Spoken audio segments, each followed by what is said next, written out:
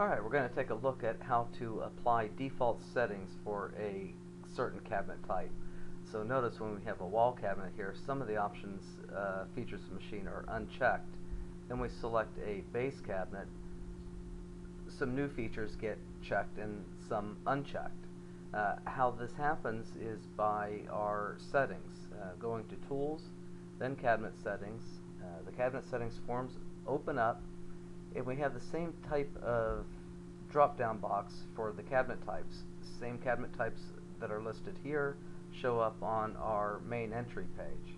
So to set the defaults for a wall cabinet, select a wall cabinet from the drop-down list, and then any feature to machine check that you check will automatically be selected when selecting that same cabinet type on the main entry page.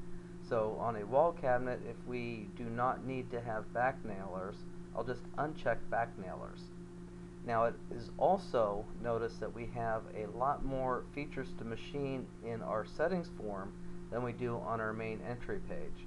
The reason for this is the only ones that show up on our entry page are a combination of all options throughout all cabinet types. So I believe the back nailers are the only, this cabinet, wall cabinet, is the only cabinet type that I had to select back nailers by default. So once I uncheck that, close the settings, this back nailers, once I select the wall cabinet, if it is the only cabinet type that had that checked, it will disappear or be hidden from that being an option. Also want to make a note that all cabinet settings are automatically saved. There's no need to come down and click Save Settings or Save or Apply. It's just when you add the check, it's saved. When you uncheck it, it's saved.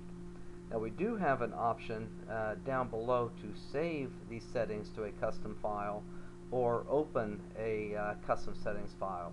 What this is used for is to apply, you might have two different ways of building a cabinet. You might be doing a frameless style, and some days you might be doing a frameless set, and a frame set. So each cabinet style is going to have a different settings applied to it.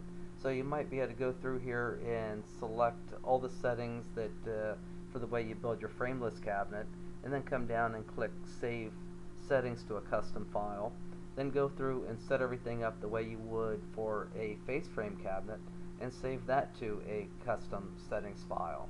So tomorrow, next week, or whenever it is that you're going to be doing a frameless style, you could just come down and select Open Settings, Custom Settings file, and select your file that you saved for the frameless. The next day you might be doing a face frame, so just open up that file for the face frame.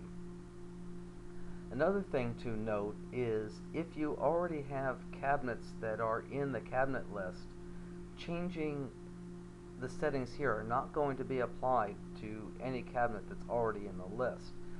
So for example, we have this wall cabinet right here that has a shelf holes being drilled on it. If I add that cabinet, it is going to get shelf holes drilled. We nest them and see that they are there.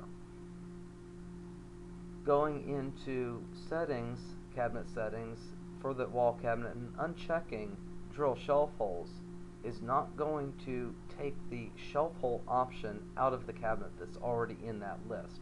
So to prove that, nest again, and we see that they are still there, even though it is no longer a default item of a wall cabinet. To change cabinets that settings that are already in the cabinet list, right-click on that cabinet and select Change Cabinet Settings, and you can come up here and uncheck the drill shelf holes.